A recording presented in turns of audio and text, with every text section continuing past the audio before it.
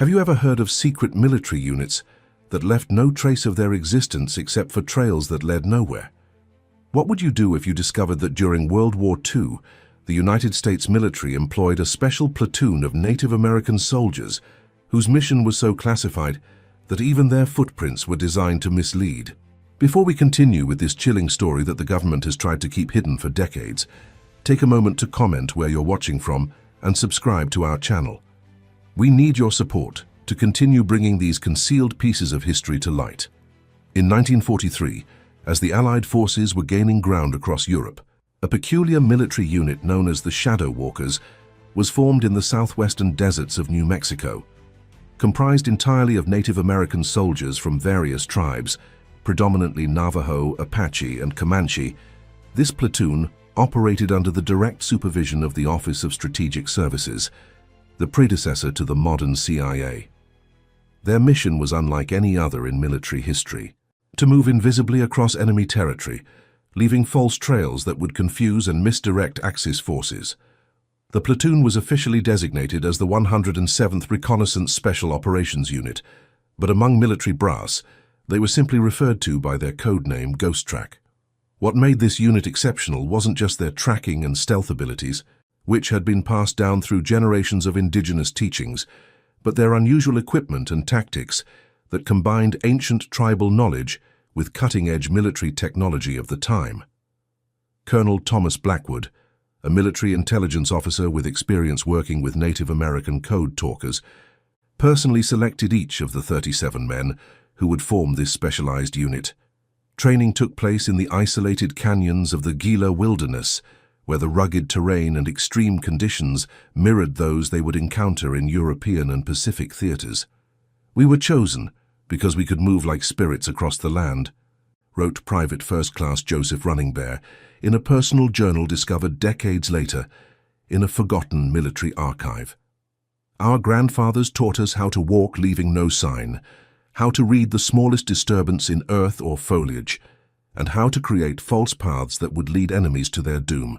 The technological innovation that set Ghost Track apart was their specialized footwear, developed in conjunction with the Massachusetts Institute of Technology's Wartime Research Division. These boots, designated as Terrain Deception Apparatus Model 4, featured interchangeable soles that could mimic various footprints, from German Wehrmacht standard-issue boots to civilian shoes, animal tracks, or even create the impression of a much larger force moving through an area. What military historians now understand is that these fake tracks were more than simple deception. They were part of an elaborate psychological warfare campaign designed to demoralize enemy forces and protect Allied advance scouts. The Ghost Track platoon would infiltrate behind enemy lines, create false trails, suggesting the presence of large Allied units where none existed, then monitor German radio communications to track the ensuing confusion and resource misallocation. By 1944, Ghost Track was operational in the European theater, with their first documented mission taking place in the forests surrounding the French-German border. Their success was immediate and striking. German intelligence reports from the period, captured after the war, revealed growing paranoia about phantom American units that appeared and disappeared without warning. In one particularly successful operation preceding the Battle of the Bulge, Ghost Track created an elaborate network of false trails suggesting a major Allied push from the south. German High Command diverted 3 Panzer divisions to counter this non-existent threat, significantly weakening their actual offensive capability when the real attack came. Lieutenant Robert Two Hawks led many of these missions, earning a reputation among his men as someone who could navigate by stars even on cloudy nights, and who seemed to possess an almost supernatural ability to sense enemy movements. His leadership was credited with the unit's perfect record. Not a single Ghost Track operative was captured or killed during their European deployments. Two Hawks had eyes that could see through mountains, recalled Corporal Daniel White Eagle in a 1977 Veterans Affairs recorded interview. He told us once that his grandfather's spirit walked beside him on every mission, pointing out danger before it could find us. "I didn't believe in such things before the war, but after what I saw those nights in the forests of Germany, I've never doubted it since." Our team What the military records don't reveal, but what emerged through interviews with surviving unit members decades later, was that many of the Ghost Track soldiers incorporated traditional spiritual practices into their military operations. Small medicine bundles were carried for protection, prayers were offered before missions. Some unit members claimed they could communicate with local wildlife, using birds and forest creatures as additional surveillance. The success of Ghost Track led to their deployment in the Pacific Theater in early 1945, where their tactics were adapted for jungle warfare against Japanese forces. It was here that the unit's activities became even more classified, with mission reports sealed under the highest level of security clearance. For decades, their operations in the Philippines and planned missions for the Japanese mainland invasion remained completely unknown to the public and most military historians. When the war ended in August 1945, Ghost Track was quietly disbanded. Unit members were sworn to secrecy under the Espionage Act, their service records modified to show assignment to conventional reconnaissance units, and they were returned to civilian life with strict instructions never to speak of their actual wartime activities. For nearly 6 decades, the story of Ghost Track might have remained buried in classified archives if not for the persistence of Dr. Eleanor Whitman, a military historian at Georgetown University, who stumbled upon references to the unit while researching Native American contributions to World War II intelligence operations. "I kept finding these gaps in the records," Whitman explained in her 2004 book, Shadows at War: America's Secret Indigenous Warriors. References to mission reports that didn't exist in the expected files, codenames with no corresponding units, and most intriguingly, supply requisitions for specialized footwear that didn't match any known military specification. Through Freedom of Information Act requests and interviews with aging veterans, Whitman slowly pieced together the existence of Ghost Track. But even her groundbreaking research didn't uncover the most disturbing aspect of the unit's legacy. What investigators found when they finally examined the fake tracks storage facility in 1972. The investigation began almost by accident. In the summer of 1972, as the government was cataloging and disposing of surplus military equipment from World War II, workers at a storage facility in White Sands, New Mexico, discovered a sealed bunker that didn't appear on any official inventory. The bunker's existence had been effectively erased from military records, with access requiring clearance levels that no longer existed in the post-war security framework. Army Corps of Engineers Captain Marcus Devereaux was assigned to assess the bunker's contents. His initial report, declassified only in 2015, described the scene. Facility appears to have been sealed since approximately 1946. Contents include approximately 200 pairs of specialized boots with interchangeable soles, topographic maps with unusual markings, and a collection of personal effects that do not conform to standard military issue of the period. What Captain Devereaux didn't include in his official report, but later confided to his supervisor, Colonel Frank Chambers, was the disturbing nature of some of the personal effects. Among them were what appeared to be human remains, specifically finger bones, incorporated into some of the boot's design.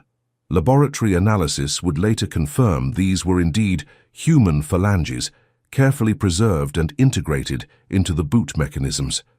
"The bones appear to serve some function in the design," wrote forensic anthropologist Dr. Sophia Reyes in her classified assessment.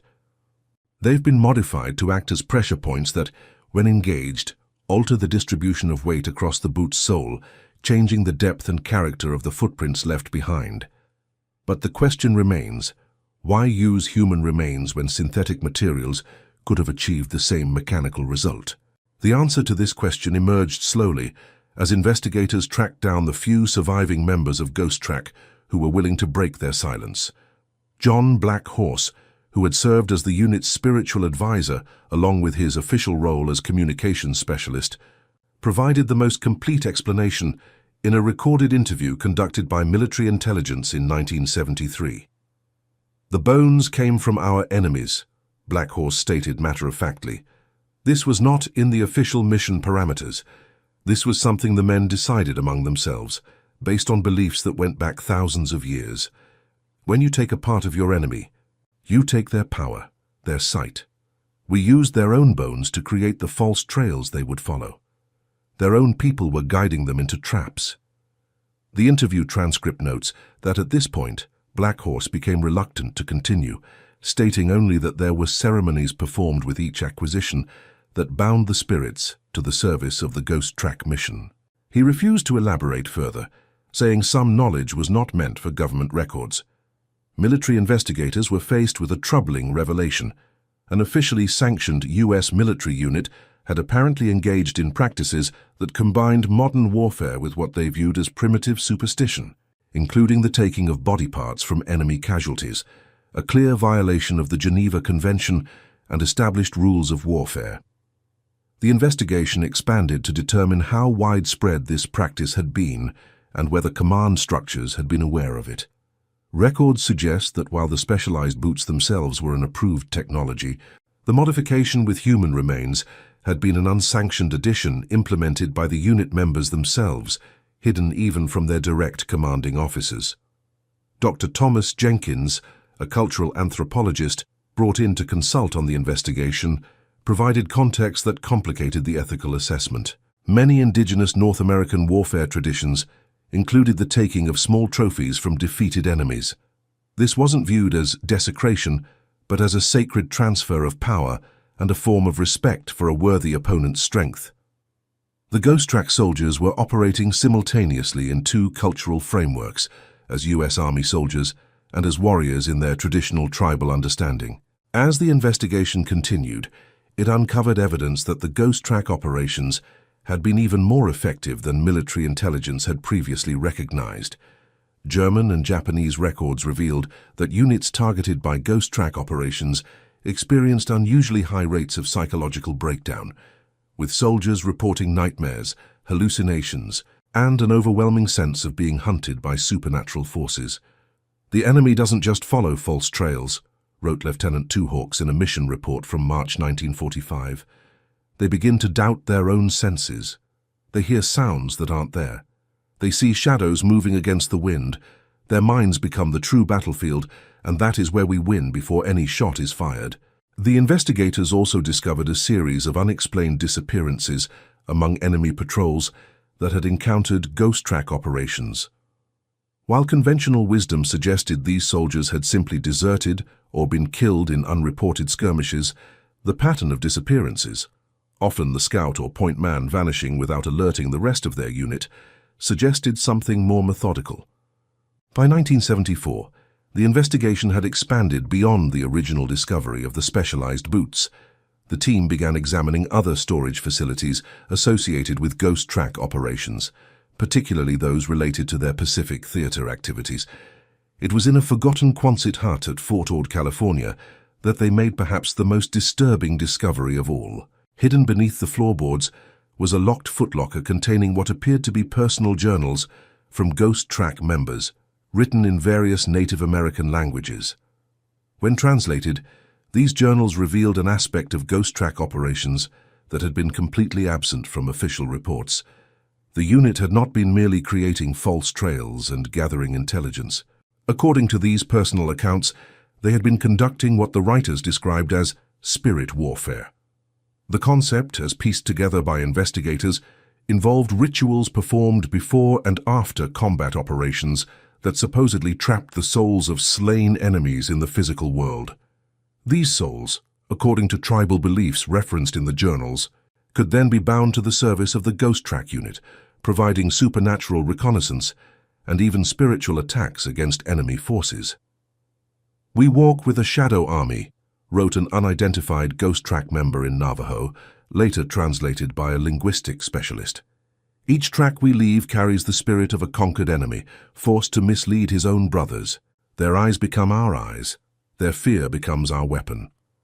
Dr. Eleanor Whitman, upon being shown redacted versions of these findings years later, expressed both academic interest and ethical concern. "What we appear to be looking at is the systematic integration of indigenous spiritual warfare concepts into modern military operations, a psychological warfare approach that operated on multiple levels of cultural understanding. To the Ghost Track soldiers, these weren't metaphors or psychological tactics. they were literal spiritual technologies being deployed alongside conventional weapons. The investigation took an even more unsettling turn when former Ghost Track members still living in 1974 began reporting unusual experiences. Several claimed to be experiencing vivid nightmares featuring the faces of enemies they had encountered during the war. Others reported sensing presences in their homes, particularly at night. Two veterans, living on opposite sides of the country, both reported awakening to find what looked like boot prints crossing their bedrooms, prints that matched the distinctive pattern of German Wehrmacht combat boots.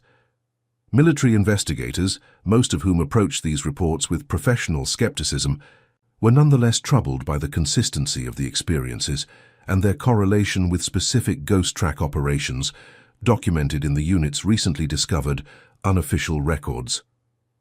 In New Mexico, the last surviving member of Ghost Track's command staff, Captain William Thunderhawk, serving under an anglicized name during the war, agreed to be interviewed only after being granted immunity from any potential prosecution. His testimony suggested that the spiritual aspects of Ghost Track's operations had grown increasingly central to their activities as the war progressed. It started as psychological warfare, Thunderhawk explained, using the enemy's ignorance and fear against them. But something changed after the first year in the field. The men began to report experiences, shared dreams, knowledge of enemy positions they couldn't have acquired through conventional means, the ability to sense ambushes before they occurred. Thunderhawk leaned forward in his chair, his weathered face grave as he continued. I was trained at West Point. I believed in tactics, intelligence and firepower, not spirits and ceremonies. But I saw things during those operations that I cannot explain through any conventional military understanding. I saw my men know things they couldn't have known. I watched enemy soldiers become gripped by terror that went beyond normal combat fear. The investigation files indicate that at this point, Captain Devereaux, who was conducting the interview, asked Thunderhawk directly about the human remains found incorporated into the specialized boots. The transcript records a long silence before Thunderhawk responded. That wasn't part of the official program, he finally said.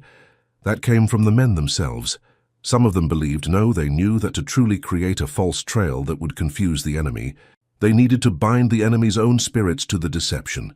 They began collecting small pieces after combat engagements, just a finger bone, usually from scouts or sentries they had eliminated silently. When asked if he had been aware of this practice during the war, Thunderhawk admitted that he had eventually learned of it, but had chosen not to report it up the chain of command. These men were winning battles without firing shots, and he said, they were saving countless American lives by misdirecting enemy forces and gathering intelligence no other unit could obtain. Was I going to shut that down over what I then viewed as superstitious practices? The war demanded difficult choices. The investigation expanded to include interviews with surviving family members of deceased Ghost Track soldiers. A pattern emerged in these testimonies. Many family members reported that their fathers or grandfathers had maintained small, secret shrines in their homes after the war. These shrines often contained items that appeared to be military in origin, but modified with traditional tribal symbols and designs. Martha Running Water, daughter of Sergeant James Running Water, described finding such a shrine hidden in her father's workshop after his death in 1968. There was a small wooden box with a glass front, like a shadow box. Inside were what looked like small bones arranged in a pattern alongside military insignia I didn't recognize. There were photographs of men, European-looking men, in what I now know were German uniforms, but the photos had been altered. The eyes had been carefully cut out of each image. When Martha had asked her mother about the shrine, she was told only that it was related to her father's protection duties during the war and that it should never be disturbed. After her mother's death, Martha had reluctantly disposed of the shrine, burning it as her mother had instructed. She reported that while the box and its contents burned, she had distinctly heard what sounded like multiple voices crying out, though she had been alone at the time. Similar reports came from other families, with variations that appeared to correlate with the specific tribal affiliations of the Ghost Track members. Apache descendants described shrines focused on capturing enemy sight. Navajo families mentioned items related to controlling enemies' movements. Comanche descendants spoke of objects meant to instill fear in those who had earned it through dishonorable actions. As the investigation continued into 1975, the scope widened to include analysis of areas where Ghost Track had been most active during the war. Teams were dispatched to several former European battlefields where the unit had operated extensively. What they discovered further complicated the already unsettling picture. In the forests of eastern France near the German border, investigation teams found trees that had been marked with symbols not consistent with standard military markings of the period. These symbols, carved deep into the living wood, had been almost entirely grown over in the intervening 30 years, but were revealed through careful examination of the tree's growth patterns. Botanical experts confirmed that the markings dated to the correct time frame for Ghost Track operations in the area. Cultural anthropologists identified the symbols as representing various tribal protective and hunting designs, modified to incorporate elements of military significance. Most troublingly, several of the symbols were carved at the exact locations where German soldiers had been reported missing during the war. In one clearing, investigators discovered an arrangement of stones that had remained undisturbed since the war years. The pattern, when mapped and analyzed, corresponded exactly to the constellation patterns referenced in Ghost Track's unofficial documentation as being associated with spirit-binding ceremonies. At the center of this arrangement, buried approximately 2 feet below the soil, they recovered a single dog tag belonging to a German officer who had disappeared with his entire patrol in December 1944. Military records indicated that this officer, Hauptmann Karl Müller, had been in command of a reconnaissance unit tasked with investigating reports of unusual Allied troop movements in the area, movements that intelligence analysts now recognized as having been Ghost Track deceptions. Müller and his 6-man patrol had vanished without a trace, with German military police finding only a confusing array of boot prints leading in contradictory directions from their last reported position. The investigative team's report, later classified at the highest level, noted, "The arrangement of stones, the buried identification tag, and the historical record of disappearances in this precise location suggest that this site was used for purposes beyond conventional military operations." While we cannot and do not endorse supernatural explanations, we are unable to provide a complete conventional explanation for all phenomena observed and documented. As the investigation approached its 1-year mark in mid-1976, pressure began to mount from senior military and government officials for a conclusion and final report. The team was divided on how to interpret their findings and what recommendations to make. Some argued for a straightforward approach that documented the technological innovations of the specialized footwear, while downplaying the cultural and potentially unethical aspects of Ghost Track operations. Others insisted that the full scope of activities, including the use of human remains and the spiritual beliefs that drove many of the unit's tactics, needed to be acknowledged. The debate became moot in November 1976, when an executive order classified the entire investigation under a new security designation that effectively sealed all findings for a minimum of 50 years. The bunker containing the specialized boots was resealed, its location removed from military maps once again. The investigators were reassigned and required to sign additional non-disclosure agreements specific to Ghost Track and its operations. For decades, the story might have remained completely hidden if not for the death of Colonel Frank Chambers in 2001. Chambers, who had supervised the original investigation, had maintained a private journal documenting aspects of the case that had troubled him most deeply. This journal, discovered among his personal effects by his daughter, eventually found its way to Dr. Eleanor Whitman, by then recognized as the leading scholarly authority on Native American contributions to World War II military operations. Whitman's subsequent research, conducted largely without official sanction or support, revealed that the Ghost Track story had dimensions beyond even what the 1970s investigation had uncovered. Through interviews with tribal elders on reservations where Ghost Track members had returned after the war, she learned of community concerns that had arisen in the years following the soldiers' return. The old people talk about a shadow that came back with these men. explained Thomas Black Elk, a tribal historian from the Pine Ridge Reservation. Not just the shadows of war that all soldiers carry, but something they brought physically back with them. The elders at that time believed the soldiers had bound spirits to themselves during the war, enemy spirits, and that these bindings had not been properly released when the fighting ended. According to Black Elk and other sources Whitman interviewed, several communities had conducted special ceremonies in the 1950s, specifically to address problems believed to be connected to ghost track veterans. These problems included unusual patterns of accidents, inexplicable health issues, and what were described as visitations affecting not just the veterans, but their families and sometimes entire communities.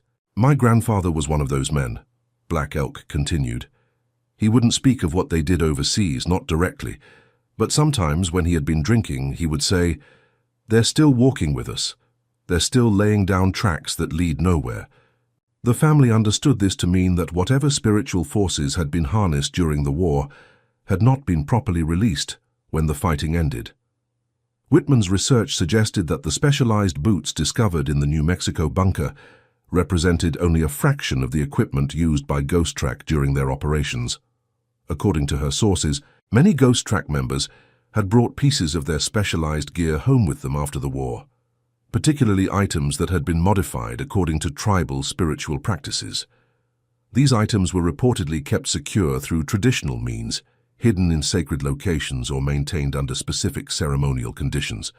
In 2005, Whitman published a carefully worded academic paper titled Indigenous Knowledge Systems in World War II Special Operations, which hinted at, but did not directly address the more controversial aspects of Ghost Track activities. Even this limited publication prompted a warning letter from the Department of Defense, reminding her of various security and confidentiality regulations applicable to classified World War II operations. The final breakthrough in understanding the full scope of Ghost Track operations came from an unexpected source. In 2012, a construction project at Fort Benning, Georgia, unearthed a sealed metal container that had been buried beneath what had once been the headquarters building for specialized training operations during World War II. Inside the container was a complete set of training materials for Ghost Track operations, including a manual titled Integration of Indigenous Tactical Knowledge with Modern Warfare Methods. This document, which somehow had escaped the classification and destruction orders that had hidden most Ghost Track records, provided the first official confirmation of what the unit's veterans and subsequent investigators had described. It outlined in clinical military language the processes for incorporating traditional tribal knowledge into modern combat operations, including what it called psychological warfare applications of spirit world concepts. Most significantly, the manual included a section marked Eyes Only, Command Level Authorization Required, that addressed what it termed psychological anchoring methods. This section explicitly described the use of physical objects, including personal items taken from enemy casualties, to reinforce the psychological impact of deception operations. While the language was carefully couched in psychological terminology rather than spiritual concepts, the descriptions matched precisely what Ghost Track veterans had referred to as binding enemy spirits to false paths. Dr. Richard Blackwood, a military psychologist who reviewed the manual as part of a new limited investigation authorized after its discovery, noted the document's carefully constructed ambiguity. This manual is fascinating because it's written to be understood differently depending on who's reading it, he explained in a classified assessment. To a conventional military officer, it presents these tactics as sophisticated psychological warfare. To Indigenous personnel familiar with traditional spiritual concepts, it clearly signals approval for practices they would understand in very different terms. The manual also revealed that Ghost Track's operations had been more extensive than previously documented. Beyond the European and Pacific theaters, the unit had apparently conducted operations in North Africa and had been preparing for possible deployment to the Soviet Union in the event that post-war relations deteriorated into open conflict. Most disturbingly, the manual referenced domestic security applications for Ghost Track methodologies. though specific details of such applications were not included in the recovered materials. When this information eventually reached surviving family members of Ghost Track personnel, many expressed a mixture of pride in their relatives' service and concern about the potential ethical and spiritual implications of their activities. Several families came forward with stories that took on new meaning in light of these revelations. Maria Talchief, granddaughter of Ghost Track communications specialist Private Paul Talchief, described growing up hearing strange sounds in her grandfather's house at night. There would be footsteps when no one was there, she recalled. Not just random noises, but deliberate steps that would cross the floor in straight lines, then suddenly change direction for no reason. My grandfather would hear them and just nod, saying, "They're still following the false trail, they'll never find their way home." On multiple occasions, Maria reported, her grandfather would place his military boots outside his bedroom door at night. In the morning, the family would sometimes find them rearranged, or even containing small pebbles or twigs that had not been there the night before, despite the house being securely locked. Thomas Running Bear, son of Ghost Track Scout Sergeant William Running Bear, described his father's unusual habit of regularly painting his doorways and window frames with designs that combined traditional tribal symbols with what he now recognizes as military map coordinates. "He told us it was to keep us safe from those who are lost," Thomas explained. He maintained this practice until the day he died in 1983. Most significantly, multiple families reported that their Ghost Track relatives would become agitated or concerned during thunderstorms, particularly when lightning was present. Several described rituals their family members would perform during such storms, often involving their military boots or other equipment from their service days.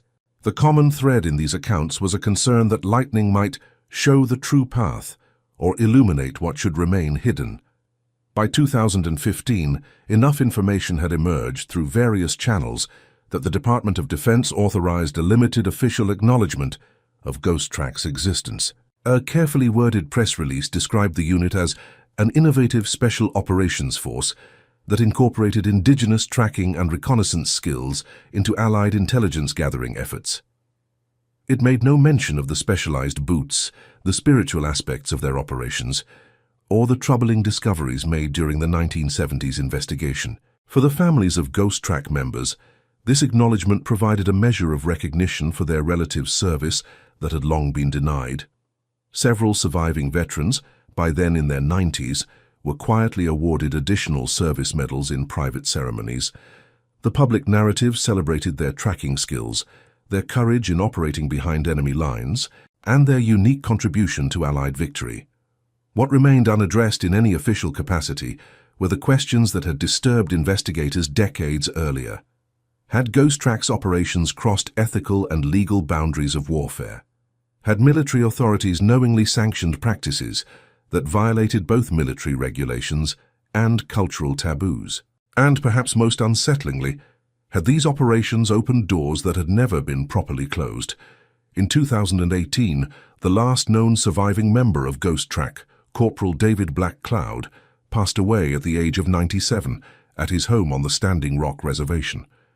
According to family members present in his final days, his last coherent words were a warning. "They're still following the tracks. All these years and they're still following, but the tracks are wearing thin. Soon they'll break through." 3 days after Black Cloud's death, his grandson reported a strange occurrence at the family home. In the early morning hours, he was awakened by what sounded like footsteps in the hallway outside his bedroom. When he investigated, he found a set of damp footprints crossing the floor, prints that appeared to match the pattern of World War II-era military boots. The prints crossed the living room in a straight line, made a sudden right-angle turn, and then vanished at the wall.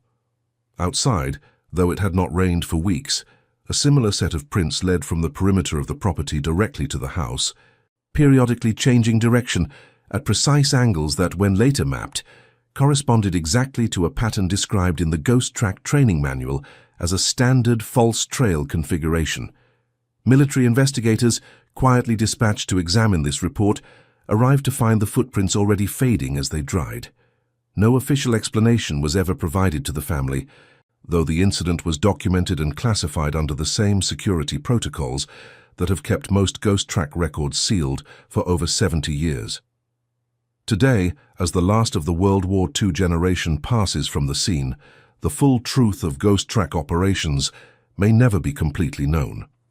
What is clear is that in the desperate days of global conflict, the United States military embraced methods that combined cutting-edge technology with ancient indigenous knowledge in ways that blurred the boundaries between psychological warfare and spiritual practices, with roots extending back thousands of years. The specialized boots with their interchangeable soles represent just the physical manifestation of a much deeper and more complex approach to warfare, one that understood that combat takes place not just on physical battlefields, but in the minds, hearts, and perhaps even the souls of those who fight. For the families of ghost track members, the legacy is complex. Many express pride in their relatives' service and the recognition that indigenous knowledge made crucial contributions to Allied victory. Others continue to report unexplained phenomena, footsteps in empty hallways, boots that move in the night, and tracks that appear in dust or soil around family homes, always leading in contradictory directions before vanishing. Military records indicate that ghost tracks' innovative techniques influenced the development of special operations doctrine in the post-war period, though the more controversial aspects of their methods were carefully filtered out of official training materials. Concepts of psychological warfare, deception operations, and the tactical advantages of indigenous knowledge have all found their place in modern military thinking, stripped of the spiritual dimensions that were inseparable from them in Ghost Track's original implementation. The bunker in New Mexico remains sealed, its contents undisturbed since the 1970s investigation. Periodically, security protocols are reviewed and updated, ensuring that whatever lies within stays contained and protected from unauthorized access. Military personnel assigned to this duty report nothing unusual, though there is a standing order, origin unknown, that no one is to enter the facility alone, particularly during thunderstorms. Dr. Eleanor Whitman, now in her 80s and retired from active research, maintains that the Ghost Track story represents a unique moment in military history when two entirely different worldviews, modern Western military science and indigenous spiritual traditions, were integrated in pursuit of a common goal. What makes this case so extraordinary, she noted in a recent interview, is not just what these men accomplished during the war, but the possibility that their operations had consequences that extended far beyond the conflict's end. For those who have studied the Ghost Track records and interviewed the families of unit members, a troubling question remains. If the unit's operations really did involve what indigenous tradition would consider binding enemy spirits to false trails, and if those bindings were never properly released after the war, what became of those spirits? Are they, as Corporal Blackcloud warned in his final days, still following tracks that lead nowhere? And what happens if, after all these decades of wandering, they finally break through? Military psychologists and conventional historians dismiss such concerns as misinterpretations of psychological warfare tactics and the traumatic impact of combat on both those who fought and those they fought against.